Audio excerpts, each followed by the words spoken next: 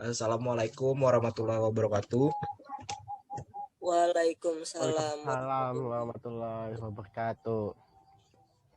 Di sini kita akan membahas tentang chapter 6 yang bertema tentang pekerjaan. Nah, sebelumnya anggota kelompok kami yaitu saya sendiri Muhammad Ridoni, Taufik Rahman, dan Ahmad Jaki. Oke, untuk share screen-nya tampil aja lah punya saya. Tampil aja. Hampir. Oke. Jadi di sini kita membahas tentang yang 6.1 dulu lah, tentang change, fear, dan question. Nah, jadi perubahan ketakutan dan pertanyaan ini poin utamanya yang dimana lebih mengarah ke dalam era 4.0. Nah, pada era ini tahu lo, pernah dengar lo? Ya, pernah. Nah, pada era ini komputer tuh mempunyai peran yang lebih besar dibanding manusia. Jadi dengan adanya perubahan ini, orang-orang jadi muncul ketakutannya di diri masing-masing, seperti bagaimana dampak pekerjaannya, terus tuh apa saja yang harus dipersiapkan apabila ingin menghadapi era ini. Nah, jadi di sini saya akan menjelaskan beberapa paragraf dulu tentang change, fear, dan question, yaitu komputer membebaskan kita dari aspek pekerjaan yang berulang dan membosankan, sehingga kita dapat menghabiskan lebih banyak waktu untuk berkreasi, melakukan tugas-tugas yang membutuhkan kecerdasan manusia. Pengenalan komputer ke tempat kerja menimbulkan banyak ketakutan. Nah, jadi seperti yang kita jelaskan sebelumnya tadi, bahwa muncul pertanyaan dari para karyawan-karyawan tersebut. Di sini juga para kritikus lebihnya seperti mengomentari ilmuwan, politisi, dan serikat pekerja. Mereka beranggapan bahwa dengan adanya era ini, maka kemungkinan akan menimbulkan pengangguran massal. Nah, padahal kan dengan adanya era komputer super ini tidak mesti ada pengangguran massal, tergantung dari sumber daya manusia tersebut. Nah, jadi banyak orang yang mempunyai pertanyaan seperti bagaimana pekerjaannya setelah adanya era komputer. Contohnya seperti adanya mesin jahit yang mulai dikerjakan oleh komputer. Terus tuh seperti kerja-kerja di pabrik ataupun industri lainnya. Nah, jadi keraguan itu muncul di benak para karyawan tersebut, apakah mempunyai dampak yang besar bagi pekerjaan mereka.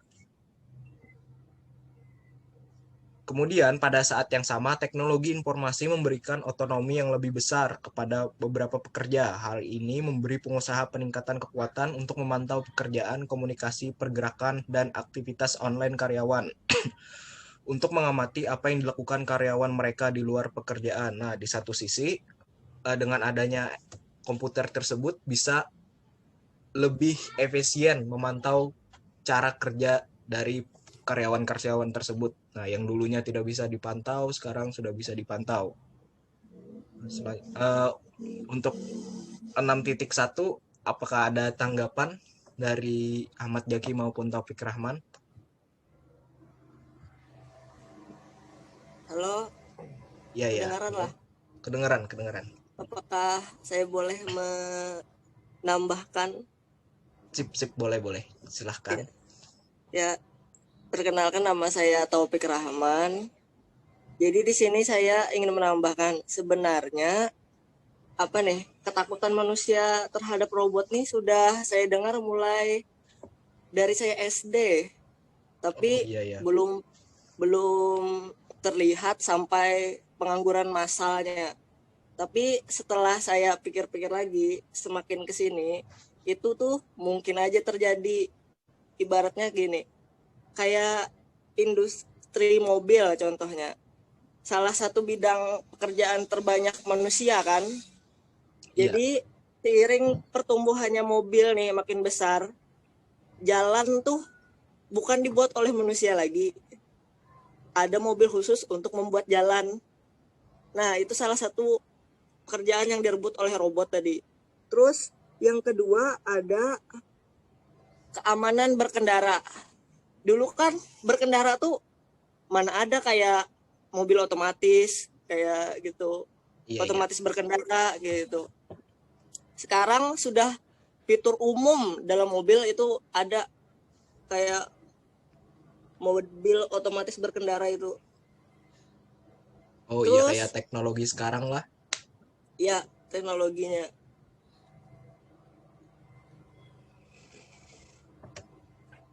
Ya, Mungkin apakah itu aja dulu yang oh dapat iya, saya iya. sampaikan. Apakah Ahmad Jaki ada tanggapan? Ya, di sini saya ingin tanggapan saya tentang chance, fear, dan question. Nah, di sini tadi dijelaskan bahwa pada yang akan datang terjadi pengangguran massal. Menurut saya, pengangguran massal itu tidak hanya disebabkan oleh teknologi. Yang menyebabkan pengangguran massal adalah pada saat mereka tidak menerima perubahan yang terjadi dan tidak ikut mengikuti teknologi. Hal itulah yang membuat dia kalah dan dimakan oleh zaman sehingga dia menjadi pengangguran. Apabila dia tidak takut menerima perubahan, maka dia akan berkembang terus dan dia akan menerima pekerjaan. Itu menurut saya. Dan kenapa jadi pengangguran itu? Karena setiap tahunnya manusia itu berkembang biak sehingga manusia itu lebih banyak setiap tahunnya berkembang. Sehingga lebih banyak lagi berkembang. Yang sebelumnya tidak mempunyai pekerjaan, ditambah lagi yang baru lulus dan seperti lulus SMA, kuliah, dia juga ikut mencari pekerjaan sehingga itu yang membuat pengangguran massal itu menjadi banyak. Dan pengangguran massal ini sudah banyak, dia juga takut berubah sehingga itu membuat pengangguran massal tadi karena dia tidak menerima perubahan. Dan kenapa dia tidak menerima? Karena dia takut. Karena dia takut berubah sehingga dia menjadi pengangguran. Ya, mungkin seperti itu. Ini disebabkan oleh ketakutannya untuk menerima perubahan teknologi. Oke, jadi yang harus pertama kita rubah itu mungkin dari mindsetnya ya, yang Ya. menerima perubahan. Oke, selanjutnya untuk subbab yang 6.2 itu merupakan pembahasan tentang dampak terhadap ketata kerjaan. Nah, jadi di sini pembahasannya lebih mengarah kepada dampak dari era tersebut atau mesin tersebut terhadap tenaga kerja terhadap para karyawan lebih tepatnya. Nah, di sini mungkin bisa saya kutip eh, di bagian tunggu pada bagian sini, teknologi yang sukses menghilangkan beberapa pekerjaan, tetapi menciptakan yang lain. Dengan mesin jahit, seorang penjahit bisa membuat lebih dari 2 kemeja sehari. Alih-alih kehilangan pekerjaan, mesin jahit berarti penurunan harga pakaian, lebih banyak permintaan, dan pada akhirnya ratusan ribu pekerjaan baru. Nah, jadi dari segi impact-nya terhadap pekerjaan, mungkin mesin mesin ini juga mempunyai hal-hal positif yang dimana pekerjaan lebih tepatnya regenerasi pekerjaan yang dimana pekerjaan dahulu bisa diregenerasi lagi menjadi pekerjaan yang baru seperti yang kata uh, Ahmad Jaki dan Taufik Rahman bilang tadi bahwa teknologi itu tidak sepenuhnya buruk tapi tergantung dari diri kita sendiri bagaimana memanfaatkannya dan menerima dari era tersebut. Nah, di sini pembahasannya lebih mengarah ke era pada John F. Kennedy, yaitu pada lebih mengarah ke telepon, terus kalkulator, kemunculan awal-awal teknologi mesin tersebut. Selanjutnya, tunggu,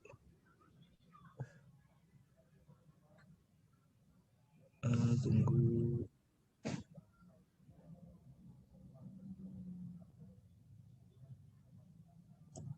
Nah, jadi di sini saya kutip lagi, banyak pekerjaan baru yang diciptakan oleh teknologi komputer adalah pekerjaan tidak terbayangkan atau mungkin tidak terjadi sebelumnya.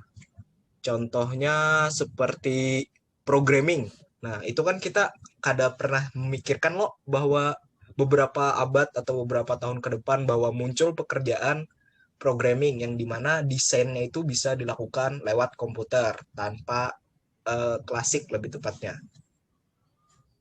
Nah, itu tunggu saya tambahkan lagi satu.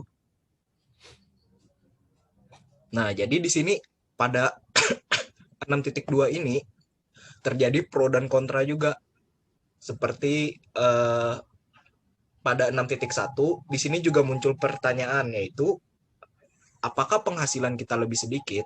Nah, jadi para karyawan tersebut muncul di pikirannya apakah dengan adanya mesin tersebut, walaupun mereka bekerja secara berdampingan, apakah penghasilan mereka lebih sedikit dari yang mereka lakukan sebelumnya? Nah, jadi kemudian beberapa karyawan juga berpendapat bahwa jam kerja tidak menurun secara signifikan. Alasan lain menurut ekonom, ketata kerjaan maaf,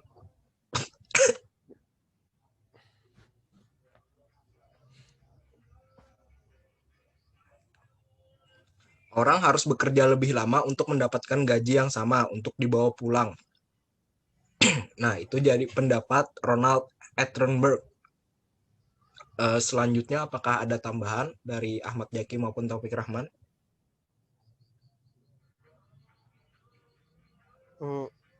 Ya, saya memberikan tanggapan ya. Saya setuju dengan buku ini bahwa apabila perubahan tersebut akan menghilangkan pekerjaan lama, tetapi akan melahirkan pekerjaan yang baru. Ya, saya setuju dengan dampak dari teknologi ini. Dan itu memang sudah terbukti. Contohnya, dulu untuk mengirim surat, kita memerlukan orang untuk mengirimnya. Dan itu akan sampai berbulan-bulan apabila dia sangat jauh untuk mencapainya. Dengan era teknologi sekarang, kita hanya perlu beberapa detik saja, maka pesan yang ingin kita sampaikan ke orang yang sangat jauh itu akan sampai. Itu adalah dampak positifnya. Dampak negatifnya adalah hilangnya pekerjaan tersebut. Nah, seperti itu. Tetapi akan muncul lagi pekerjaan yang baru. Contohnya dia adalah akan menjadi sebagai yang dibilang Hidona tadi, itu dia menjadi programming. Nah, di situ dia akan membuat sebuah aplikasi pesan agar pesan tersebut akan sampai dengan cepat. Nah, itu adalah salah satu dampak positifnya. Kemudian menanggapi hal bahwa pekerjaannya itu berkurang sehingga gajinya berkurang juga, itu menurut saya sedikit keliru. Kenapa? Karena di Indonesia kita saat ini untuk gaji itu sudah diatur menurut UMP atau upah minimal provinsi, dan itu sama. Dan itulah gaji minimal. Dan itu adalah dampak positif dari teknologi adalah pekerjaan yang kita lakukan itu tidak seberat pekerjaan yang kita lakukan sebelumnya. Karena kita hanya cukup mengawasinya saja. Sehingga kecelakaan kerja itu semakin minim dan produktivitas semakin meningkat karena digantikan oleh mesin. Seperti yang dijelaskan seperti mesin jahit tadi. Kalau kita menjahit itu adalah secara manual, kita hanya bisa menghasilkan 2. Tapi dengan mesin kita berhasil menghasilkan lebih daripada 2. Dan juga kita tidak perlu capek-capek. Karena dikerjakan oleh mesin, kita hanya mengawasi mesin agar berjalan sesuai dengan prosedurnya. Ya, itu menurut saya. Terima kasih. Ya, Apakah ada tambahan lagi? Izin menambahkan. Oke. Dari dampak negatifnya tadilah, saya setuju aja dengan dampak negatifnya. Tapi kita mengingat teknologi ini bisa mendorong pertumbuhan ekonomi yang tinggi lantaran robot dianggap memberikan efisiensi terhadap produktivitas industri. Jadi di sini kada kita tuh dipaksa kayak bekerja sama dengan robot kayak gitu. Jadi salah satu solusi untuk masalah atas ketakutan dan dampaknya tadi, yaitu harusnya ada link dan match antara kebutuhan dunia kerja dengan lulusan perguruan tinggi atau jenjang pendidikan lain. Seperti kita ambil contoh di negara lain, seperti Singapura dan Inggris, bisa memenuhi atau membantu mahasiswa semester 1 untuk mempersiapkan keahlian spesifik yang dibutuhkan perusahaan ketika lulus, bisa langsung kerja atau terserap di dunia kerja. Seperti itu. Itu aja sih yang ingin saya tambahkan. Terima kasih atas tambahannya kepada Taufik Rahman dan Ahmad Jaki. Selanjutnya kita membahas tentang 6.3, yaitu komunikasi dan pemantauan karyawan. Nah, jadi pada era ini teknologi itu dipakai sebagai bisa menjadi jejak digital atau pemantauan karyawan, calon karyawan di tepatnya, dan karyawan juga. Nah, jadi di sini sebagai calon karyawan penting untuk menjaga dan melindungi penghalang antara pekerjaan dan aktivitas pribadi. Kebanyakan kan kita sekarang untuk jejak digital kita menggabungkan akun pribadi kita dengan akun kerja kita. Nah, di situ pihak perusahaan itu bisa melihat track record kita, apa saja yang kita lakukan di media sosial kita. Mungkin membahas-bahas tentang isu dan sejenisnya. Itu juga mempengaruhi penilaiannya. Selanjutnya, di sini karyawan juga mempunyai privasi terhadap lamaran-lamaran kerja yang contohnya di-share di sosial media atau sejenisnya. Ini mempunyai dampak yang cukup serius apabila data tersebut disalahgunakan oleh perusahaan yang tidak jelas. Contohnya mereka cuma iseng atau sejenisnya, maka data-data karyawan yang ingin bekerja tersebut bisa disalahgunakan. Jadi untuk mencari kerja lebih baiknya kita filter dulu, kita cari perusahaan-perusahaan yang ingin kita lamar kerjanya. Jadi di sini untuk menjaga privasi dari pelamar itu adalah mengurangi konsekuensi kesalahan saat pemberi kerja memilih untuk melakukan pencarian media sosial. Salah satunya adalah dengan menggunakan perusahaan pihak ketiga untuk melakukan pencarian. Perusahaan mempekerjakan karyawan tidak pernah melihat informasi dianggap tidak pantas. Nah, jadi seperti yang sebelumnya tadi bahwa perlunya kita memfilter antara akun pribadi dan akun kerja kita. Selanjutnya, di sini resiko dan aturan untuk bekerja dan komunikasi pribadi. Pengusaha-pengusaha itu selalu memantau pekerjaan karyawan mereka, seperti tingkat kerincian dan frekuensi. Pemantauan bervariasi tergantung pada jenis pekerjaan. Nah, jadi pada pembahasan ini juga mencangkup hal tentang bagaimana mesin tersebut mempunyai peran sebagai pemantau atau CCTV kalau bahasa umumnya. Jadi pengusaha tersebut bisa memantau cara kerja dan sejenisnya.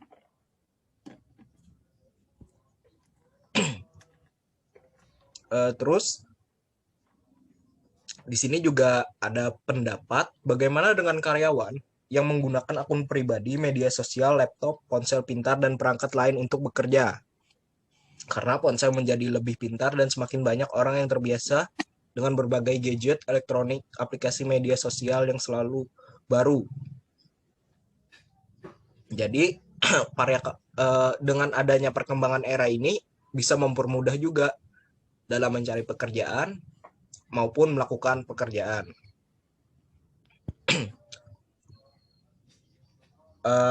Mungkin ini saja yang dapat saya jelaskan. Apakah ada tambahan dari Ahmad Jaki maupun Taufik Rahman?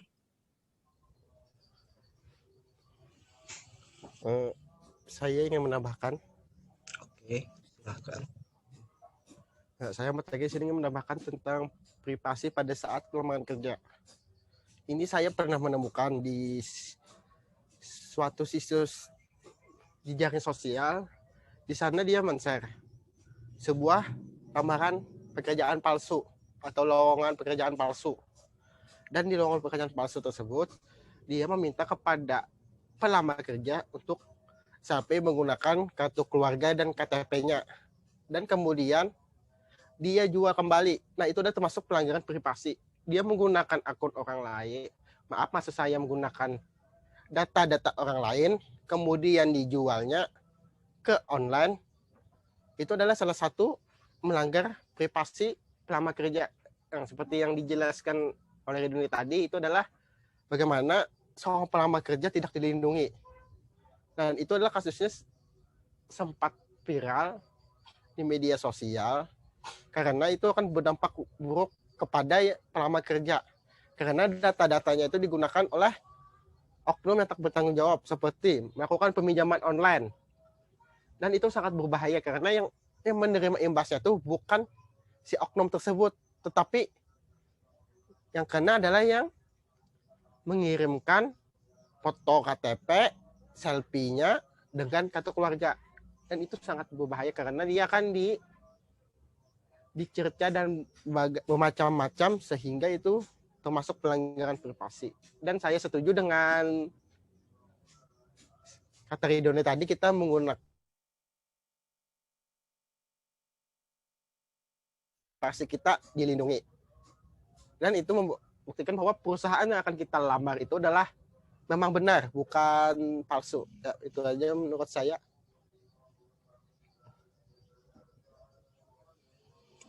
Ya, saya mungkin sedikit aja akan menambahkan tentang memisahkan atau